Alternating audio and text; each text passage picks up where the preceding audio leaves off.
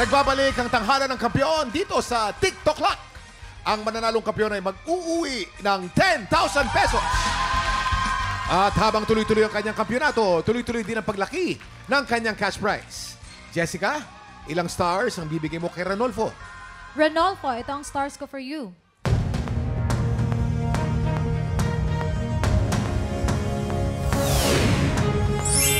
3 stars. Ranolfo, meron kang total of 10 stars. At ilang stars naman ang bibigay mo kay Joseph? Joseph, ito ang stars na bibigay ko sa iyo.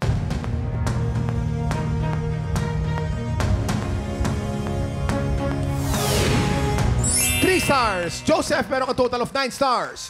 Congratulations, Ranolfo. Ikaw ang hahamon sa kampiyon ngayon. Magtutuloy-tuloy kaya ang pagakbang ni Justin Herradura palapit sa Grand Finals? O baka naman si Ranolfo ang makapagpauwi sa kanya?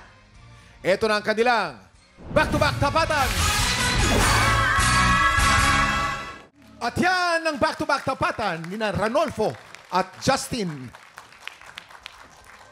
Napaka-melo ng music natin ngayong araw na to. Labanan ng falsetto, ika nga. Ano kaya masasabi ng ating inampalan? Siguro ang papanigan namin ay yung para bang hinihingi pa namin yung mga kaya pa niyang ibigay.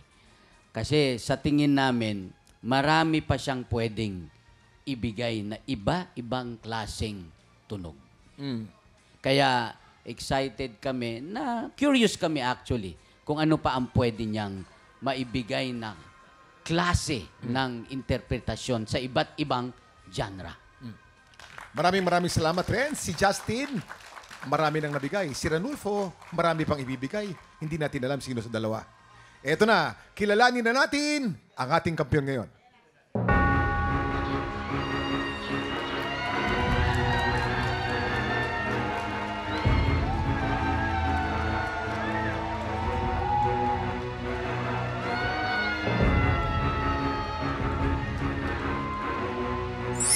Justin, 12 stars. Ikaw pa rin ang kampiyon ngayon.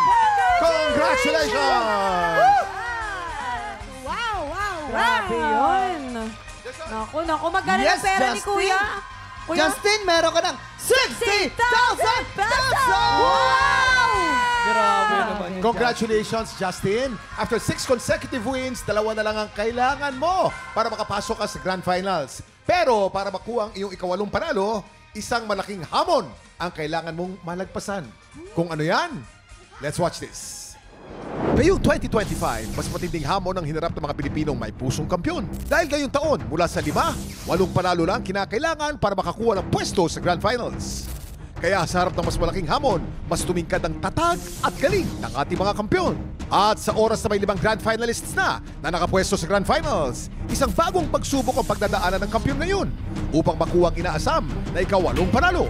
Mula sa 5 nakapwesto, pipili ang kampiyon ngayon ng isang Grand Finalist na hahamunin. At silang dalawang maghaharap sa one-on-one bakbakan. Mula sa kanilang dalawa, ang inampanan ng pipili kung sino ang karapat-dapat makapwesto sa Grand Finals. Magtagumpay kaya ang kampiyon ngayon na makaagaw ng pwesto? Yan ang sama-sama nating abangan dito sa Hamon ng Kampiyon! Kung mapagtagumpayan ni Justin ang hamon na yan ang sama-sama nating tutukan. Yes, congratulations again, Justin. Ayan, ano naman ang message mo para sa iyong #1 supporter, kay Mommy? Yan si Mami. Hello po, Mami.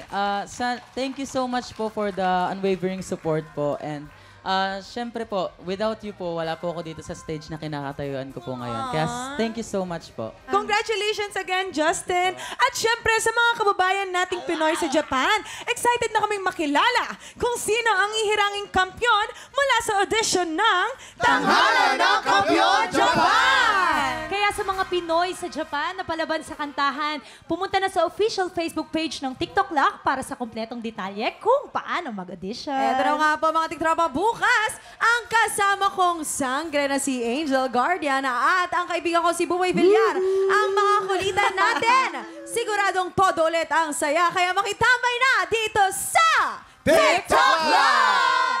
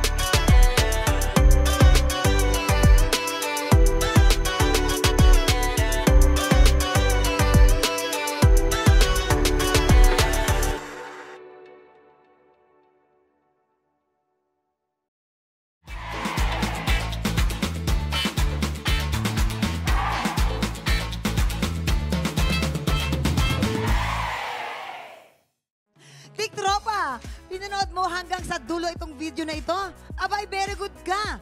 For more happy time, watch more TikTok Lock videos on our official social media pages and subscribe to GMA Network official YouTube channel.